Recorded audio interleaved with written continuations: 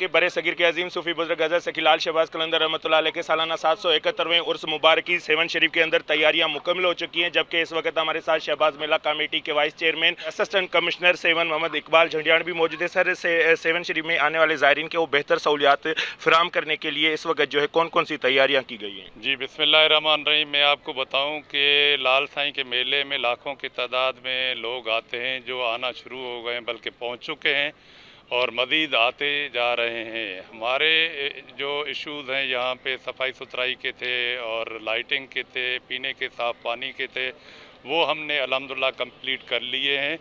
और हमारी भरपूर कोशिश यही है कि लाल साईं के जो ज़ायरीन हैं उनको जितनी ज़्यादा बेहतर से बेहतर सहूलियात हैं वो हम प्रोवाइड करें। सर, सबीलों का कितना एहतमाम किया गया है? तकरीबन 50 से ऊपर सबीले हैं और 4-5 लाख जो है वो मिनरल वाटर की बोतलें भी हैं, बर्फ़ का बंदोबस्त भी है पीने के पानी के लिए और उनके नहाने के लिए शावर्स वगैरह हमने लगाए हैं और सीसीटीवी कैमरास भी हमने फिट करवा दिए हैं ताकि सिक्योरिटी की प्रॉपर निगरानी हो सके। और सर, पानी के हवाले से आप क्या कहेंगे?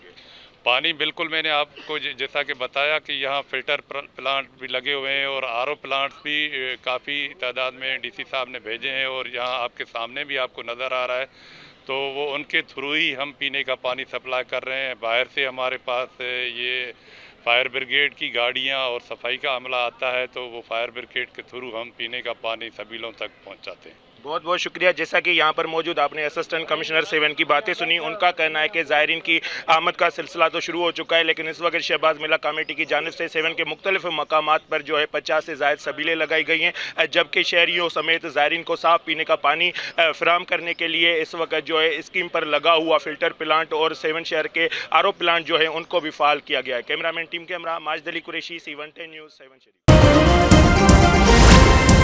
C110 न्यूज़, खबर की असल खबर।